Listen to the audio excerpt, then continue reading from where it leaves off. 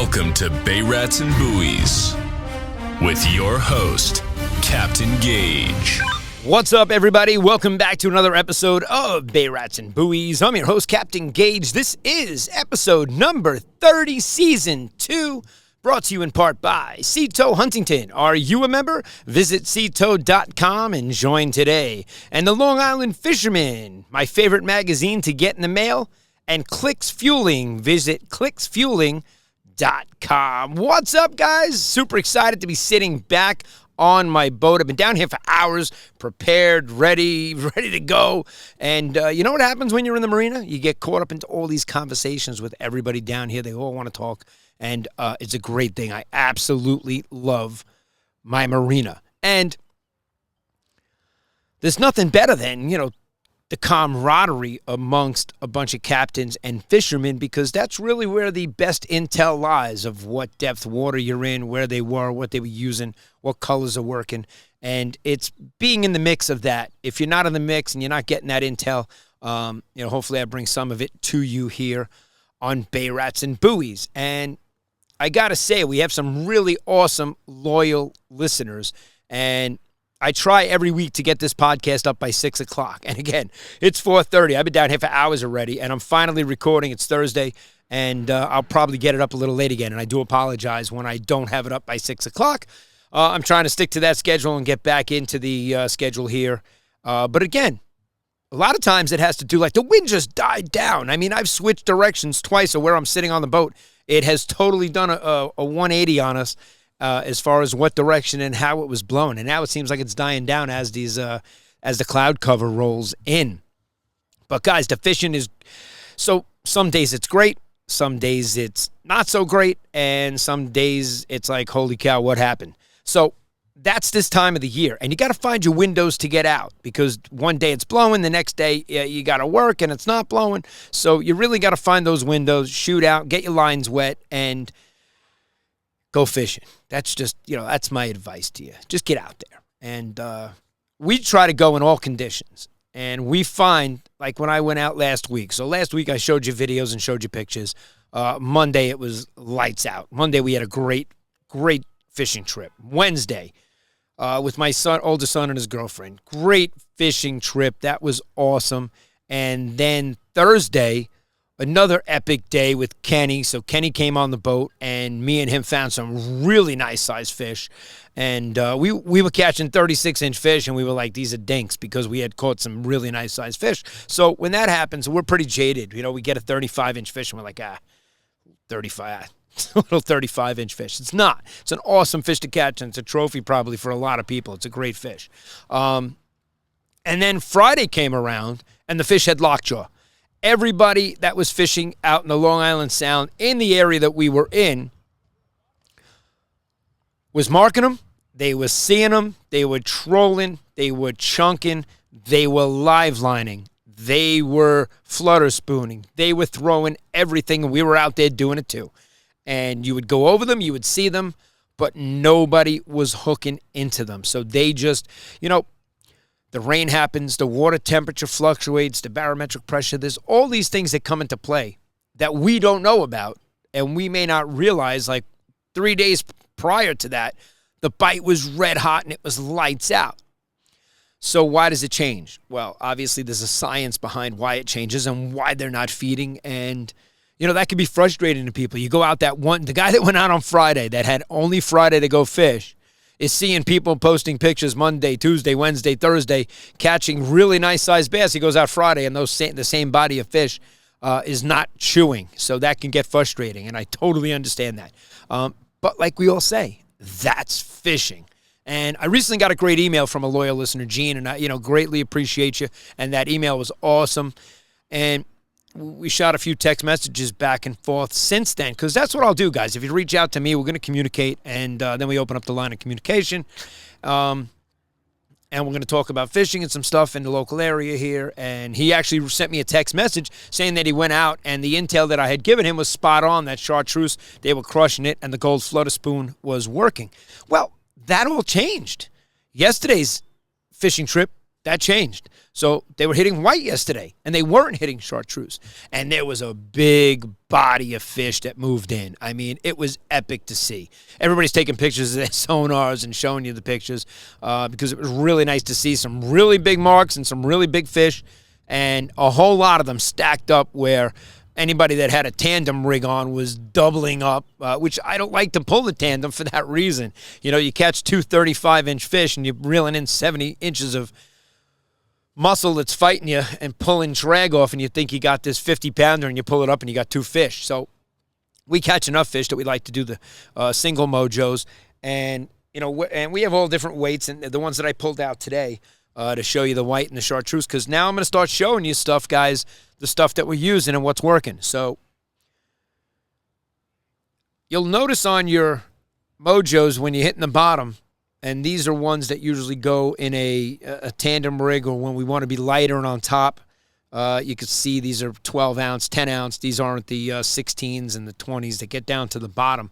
But the ones that you have down on the bottom are hitting the bottom a little more often, hit a few rocks, and you see it chips away.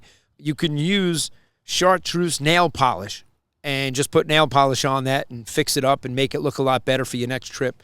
You don't have to. You can redo these. It's definitely easy to repaint these, 100%. So, and obviously you got to have your swim shad replacements, because now the blues are in town. We haven't gotten any here. I know there's an invasion on the South Shore. I have not caught any bluefish yet. We have getting tails bitten off, so you know they're around. They're definitely going to make their way. They're here. Water temps are warming up, and again, it's fluctuating. It's 53 to 57. You know, out in the Sound, we had one day it was 55. Wow, I got a good story for you guys too. It was 55 degrees, and next thing you know, I'm looking, it's 52.5, and it's dropped. And, you know, that temperature change, again, the temperature you're reading on your boat is on the top of the water. That's not 20 feet down, you know, so you're getting the top water reading, and it fluctuates. It changes. And, you know, we get rain that comes in. It's going to rain today. It's going to rain now soon. There's clouds coming in. And as you can see, the cloud cover has come over me here. We were dropping the vibes, all right? I'm going to tell you something new that we picked up at Ward Melville this year. And we said, it's got to work. It looks great. We're going to give it a shot. And these Game On Duratec soft plastic baits, here they are. All right. I got to tell you, the action on these things is insane. Absolutely insane. And I got to say, we went into the back bay, so when they weren't biting in the Sound, we snuck out of there, and we shot into one of the back bays, and we did find them. And I got to say, you know, game changer with having the side scan, because we saw them 80 feet away from the boat. We were able to turn into them and go throw into them and really get some hot action. And I'm going to film this. I'm going to show you what this looks like in the water and how we retrieve it and how we work it, because this is absolutely awesome. And I got them in a couple of different colors when I was there. Obviously, I got the bunker color, and, you know, bunker, chartreuse, and white are great colors for our area and for how we fish. And obviously, your flutter spoons. And I did say this year, when I was at the Ward Melville show, you know, like I say, I always support local and support local businesses. And I picked up the Flutter Pro Fat Cat from All Pro, and we are excited to give it a test. We're going to get on them. We're going to find them, and we're going to test it out. You can see I even have, it's ready to go. You know, it's got a teaser on it. We got all kinds of good stuff. So we're loaded up on the boat. You know, I like to keep my flutter spoons in bags and my mojos in bags and stuff, so that you know, you want to reach in and just grab a color, be my guest, you know. So we got all the different colors in here. There's chartreuse, there's white, there's gold, there's bunker colored. And so we're not worried about them changing colors out there. So you got to be able to switch it up. And I like doing that when we're on them, to see if they'll hit everything, or they hitting specific. So once we find them, we really have a good time catching them and landing them. What else do I got here?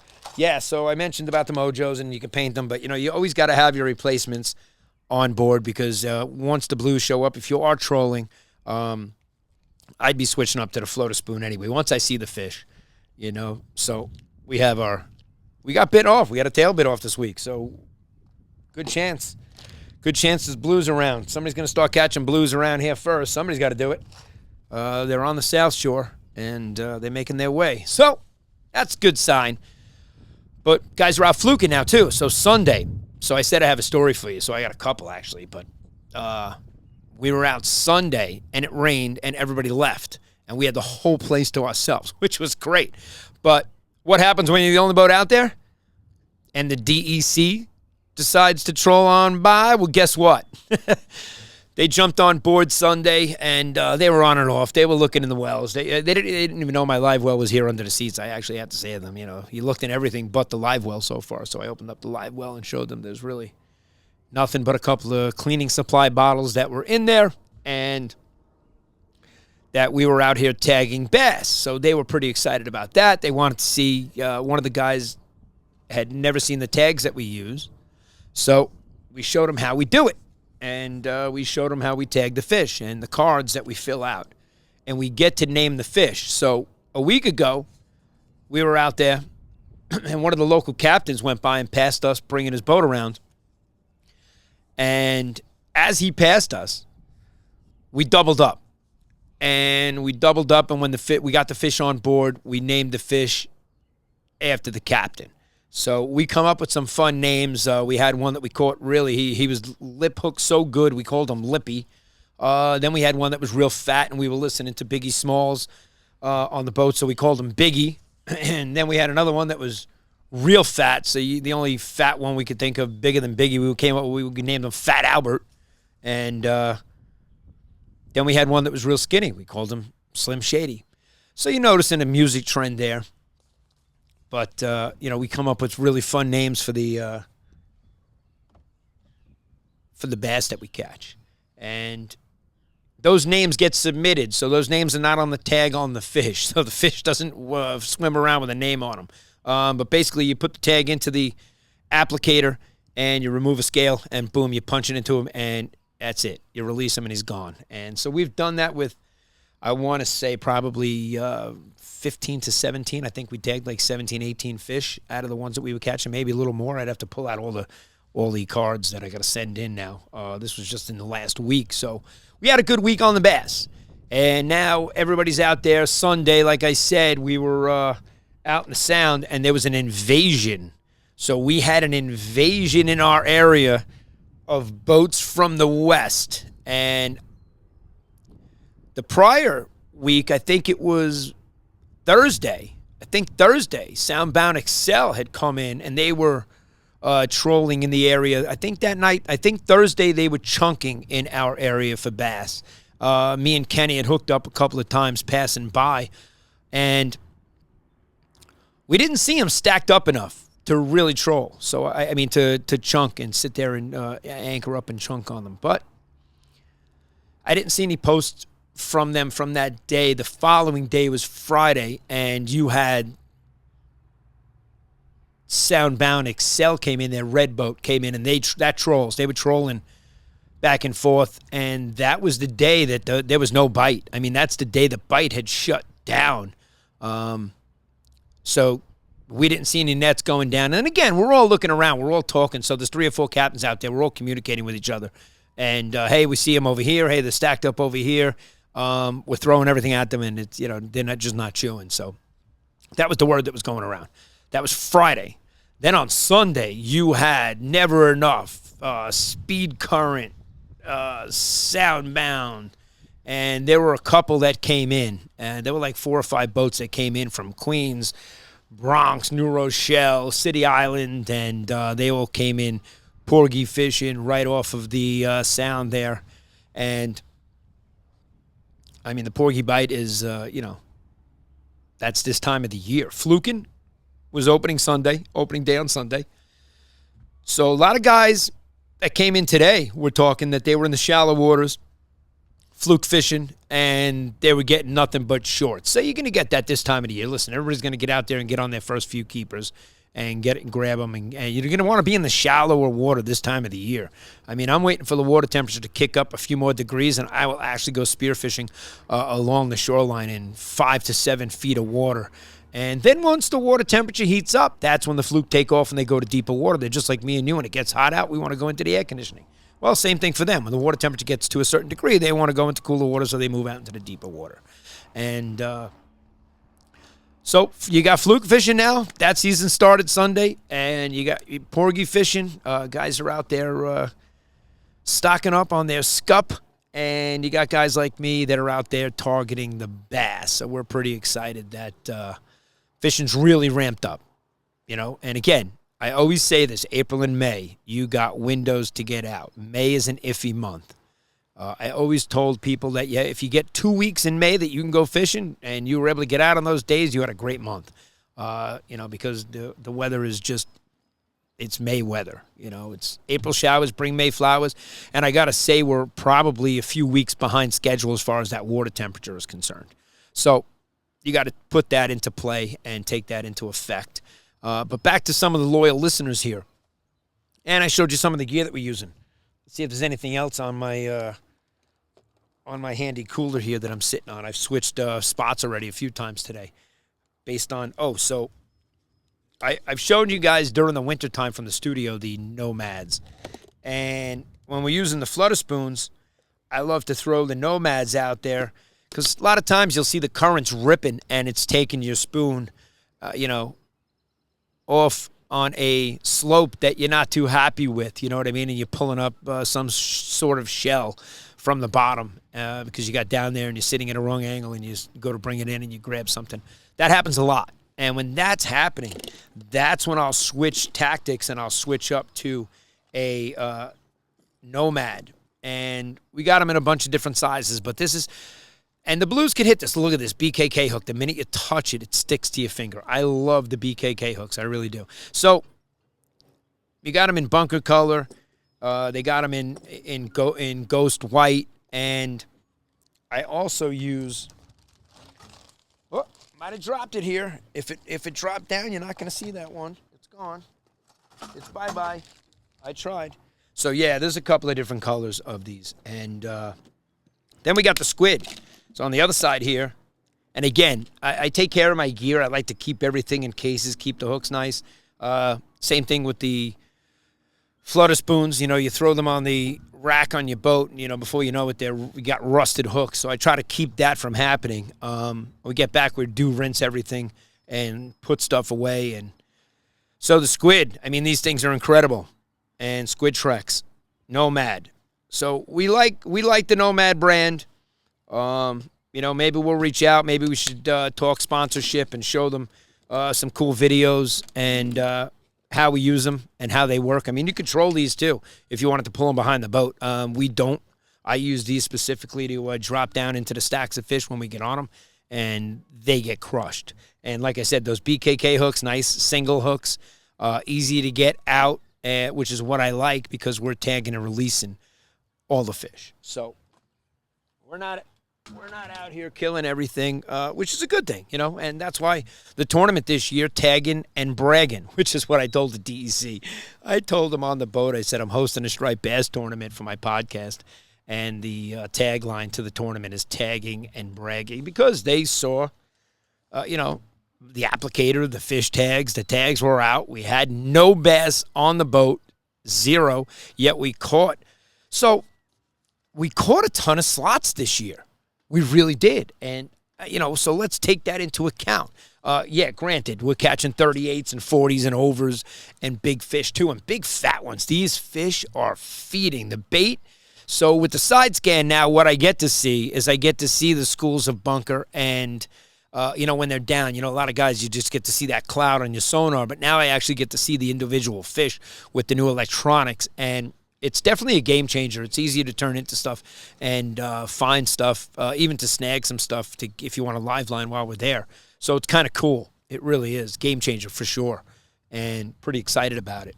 We're excited every trip we go out. So the bass are here in numbers. The fluke are here. They've been here. You get them in the harbor right now. So everybody's drifting in the harbors right now because that's where the water temperature is the warmest. And where the water temperature is the warmest and the bait is, that's where the fluke are going to be. So that's where I would start. okay? So even if, guys on the South Shore, I mean, I'm sure, Reynolds Channel and a bunch of the channels are stocked up with fluke right now. What size they are, I don't know, because I have not fluke fished yet. But the guys just came back, and they got nothing but shorts. And they had fished to 17 inches, and that's that. That's, wait a little bit, And obviously there's going to be charters and guys that go out fluke fishing, and they're going to have keepers being out there all day and showing on the boat, which is great. Guys are going to, like Kenny. Kenny is just, I didn't talk to him. He went out on a boat that he predominantly does fluke fishing on. He's addicted to some of this fluke fishing on one of these charters, and I forget the name of it. And I will have to reach out to him and find out how he did. He was going out on opening day. He fishes the boat so much that he won a free charter, so he used it for the opening day. And I'm sure the boat was packed, which is good. There's definitely big fluke to get on this time of the year. Don't get me wrong, just because people are catching shorts around here. And there's a ton of bait. We saw bait everywhere, which I just brought up before, but because I was seeing on the side scan, but the bait is in abundance. These bass have bellies on them. You pick them up, and they are fat. And that's how they got Fat Albert and Biggie. We had the skinny one, Slim Shady. We did have some bass that had lice on them. So those came in out of the ocean. So it's kind of cool to see the different types of fish and the ones that are migrating and the ones that have been holdover fish that are super, super clean and look like they just came out of the back bay for the first time in the spring. And they're absolutely beautiful. And it's great to tag them. And what's cool is we tag every size. So, you might catch a fish in our area with a tag in it. And it might be under, which means you got to let it go. It might be an over, which means you got to let it go. But you could take that tag information down and call it in, and then they would know where that fish came from, where we tagged it, because they have the longitude of where we were when we tagged the fish. And you got to see where some of these fish migrate to and where they go and how far they travel. It is really cool. So these are not the tags that have geo-satellite, antennas on them, and they're being tracked the entire time that they're swimming. These are tags that you pop into them, and you're not going to read. I haven't heard anything about the 53 shark tags that I submitted to NOAA from the 53 sharks that I tagged a few summers back. So I may never get any intel on these bass, or I might. So that's the chance you take, and you tag them for conservation, and you hope that you're doing the right thing, and I think we are. And we're pretty proud of it. It's a lot of fun. The DEC was on and off the boat in no time, and it was good to see them out there. It really is. I never mind, guys. I don't mind getting boarded. Last year I was boarded by the Coast Guard. Last year I was boarded by the DEC during a charter. We had kids on the boat catching fluke. It was great. The DEC got off the boat last year, and as they get off, pull away, they were like, "Oh, you still have a line in the water," and the kid reels it in. He's got a fluke on it, and he just pops the fluke off and lets it go in front of them, which was pretty funny, which was kind of cool. Because even charters, sometimes we take charters out. They just want to take the kids and go catch fish. They don't even want to keep anything. And that's the case with Anton and Anton Jr., and we do some magnet fishing with them. They bring their magnet fishing kit. So they're into really cool different stuff, and they want to go out and catch them, learn about the species, which Corey, my first mate, is great at showing the kids and teaching them and showing them the different, features on the fish and what to, how to tell the difference between a male and a female and all that stuff. So it's fun to educate them. And, speaking of education, somebody commented on YouTube that they were shocked that my son's class got skunked at Captree. And, I wrote back and I said, yeah, me too. I'm going out on my daughter's field trip as a chaperone on, I think it's the Captree Pride. And, the part of the trip, they're teaching the kids about, fish and stuff that they have on the boat to teach them just like, they should, which is good for the kids to learn. And then they do some part of it fishing, then they eat lunch, and then you come back. I get it, So it's not fishing the whole 4 hours. And when we did go, nobody on the boat caught anything, so I'm hoping this time around that won't be the case. Yeah, and my daughter's going to bring her own rod and her own rigs and her own stuff. I always show you the cover of her on the magazine. She was in the river catching rainbow trout and brook trout, having a competition with her brother. I think that day they caught 7 apiece, the day that she made it onto the cover of the magazine. She's reeled in some big sharks from the beach. I got awesome videos of that. You might have seen that in the shark podcast episode. That was a great episode. And, my kids were a big part of that, and they loved catching the sharks. So, they're not coming down here to go snapper fishing anytime soon after that. In fact, my son will fish with the flutter spoon and outfish most adults on my boat that come down and charter us out. And, he's 12 years old. And, once you learn the technique, like there's guys here in my marina that were just talking to me that they're saying, hey, we got to go out with you because we want to learn how to use the flutter spoon. And, there's a technique to everything that you do. Everything. Whether it's spear fishing, whether it's trolling, whether it's mojos, umbrella rigs. There's different gear that you use for all the different things that you go out and fish for. Which is why you really got to prepare for battle before you get out there. Otherwise, you can miss a lot of cool action, and, just by having to tie something on, it could be over by the time you do that. So we get out there, we're ready to jig. We got floater spoons. I got a Nomad on. We got top water action. We got all kinds of stuff tied up and ready to go. So even if it's just me and Corey, we're going out with 8 rods and 4 rods tied up, with 4 or 5 different things ready to go. So that whatever we come into, we're into it. And even for the bunker, we see the bunker, we're ready with a cast net, we're ready with a snag hook. So, that's another thing. A lot of guys will snag and leave it on that hook. You snag a bunker, you got to put that bunker on a circle hook. So, let's just keep the regulations in place, and they're there for a reason. And, once you learn how to do all of that, your hookup ratios are going to be pretty good. You're going to learn. We teach people, how to live line and how to chunk and how to get into them with the circle hook, because guys use J hooks for so many years, and they were used to just leaving it, in free spool and letting the fish run with it and hearing it run off. We all love that sound. And then setting the hook, putting it in strike and setting the hook. And with circle hooks, it's a different process. So you got to learn those different things. And when you get out with people that have experience and know all the different, listen, I do not pretend to be a know-it-all out here at all. I'm forever learning, and I love learning new stuff. And that's why I'll even bring up now with Gene. I appreciate you listening, and I really do appreciate our loyal listeners. And we have some awesome loyal listeners, and they are all reaching out to us via YouTube, via email. Just shoot over to sandcitycharter.com.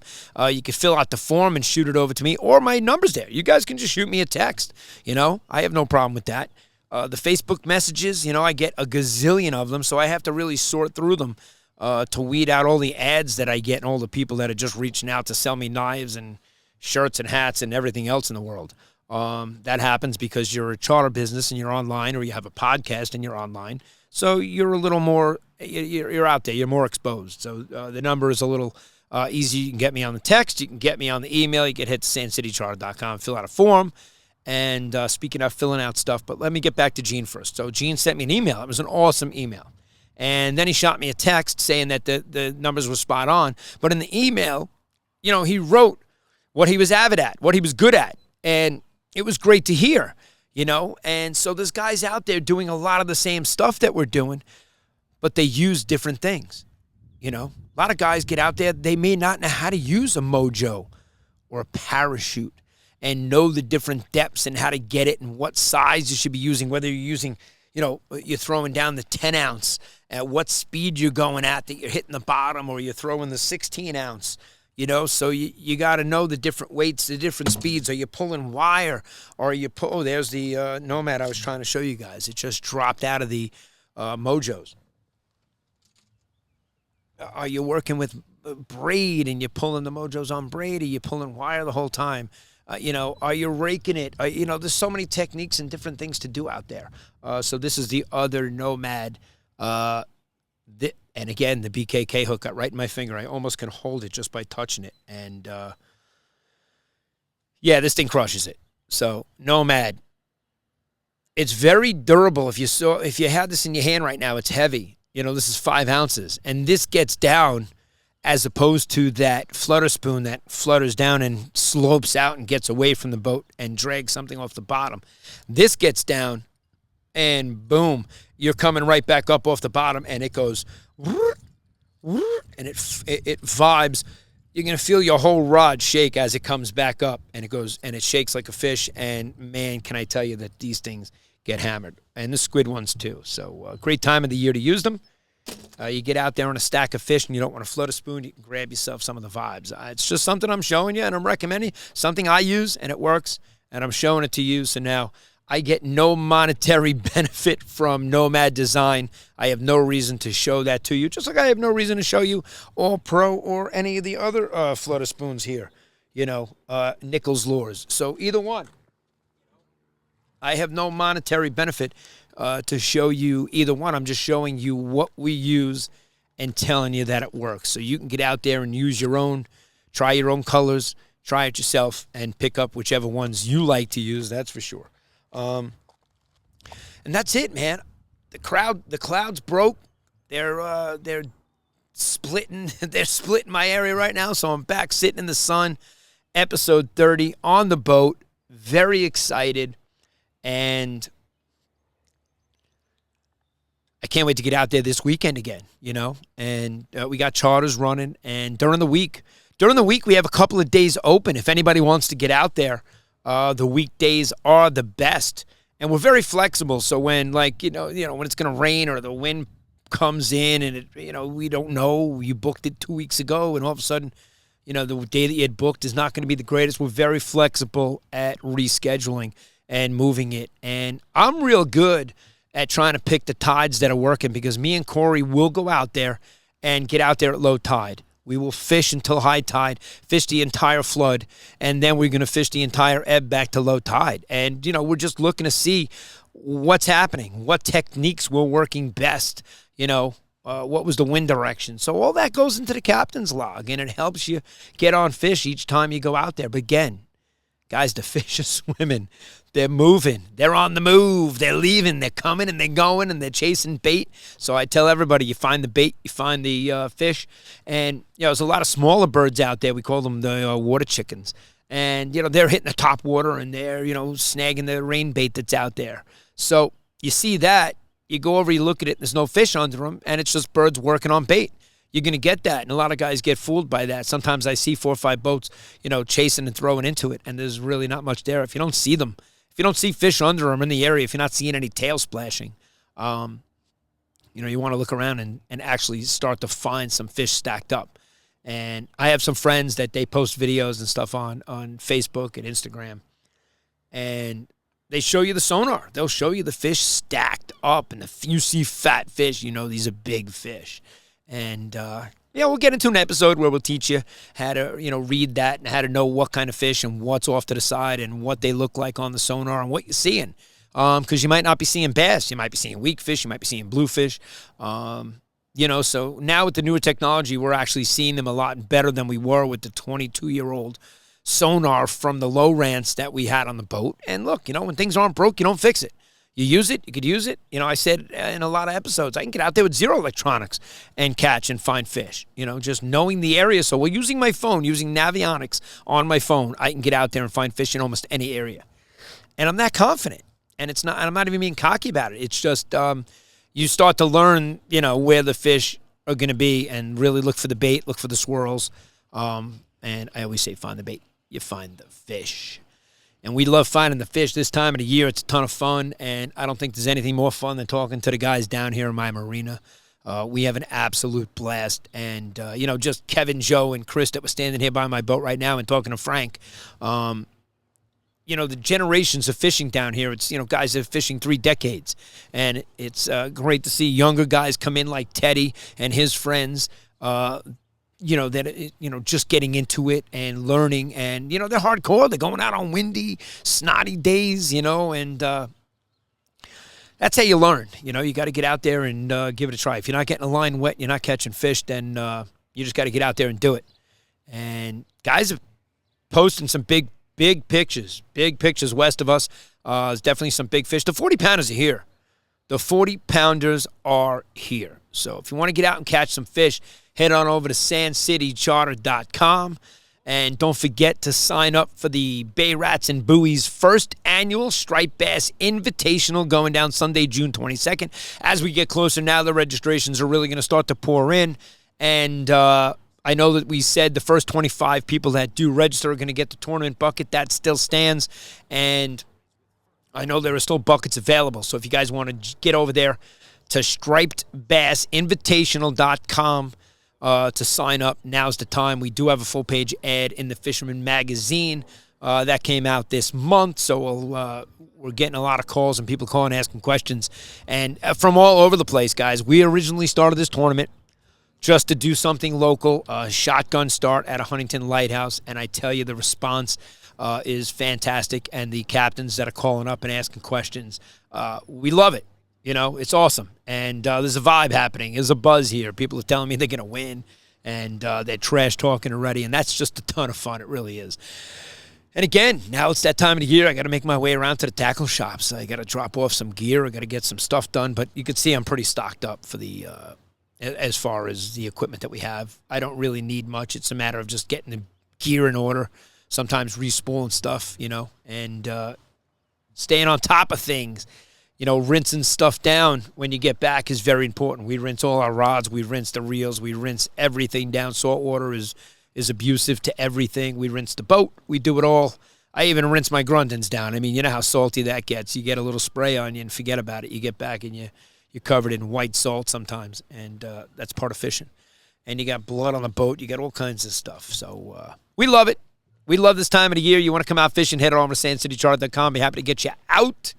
That is sandcitycharter.com. Or you can just Google us. You know, just Google. You can Google Captain Gage. You can Google Sand City Charter. And you can Google Bay Rats and Buoys. We do have a social media presence. And thanks to ISM and our website. So that is definitely helping us be noticed and get phone calls from people and book us. You know, so we're grateful for it. We love it. And hope you guys come out here and join us. And we're looking forward to a lot of the charters that we have coming up. And all our loyal listeners like Gene and Manny and the rest of the guys, Frank, we love you. Thanks for tuning in. And hit me up with some messages, guys.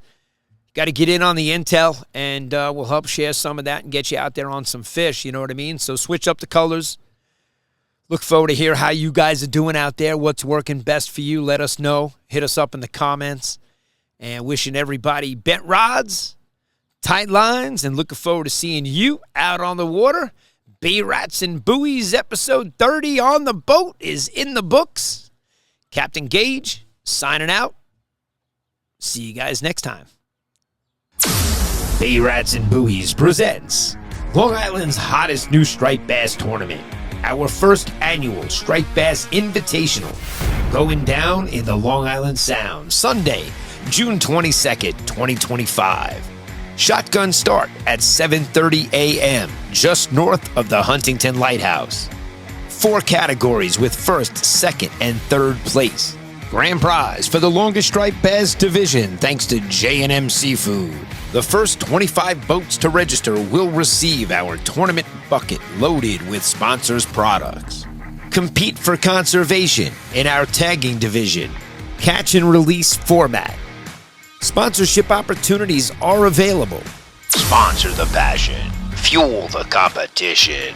Signing up is easy. Visit stripedbassinvitational.com. That's stripedbassinvitational.com. Or just scan the QR code.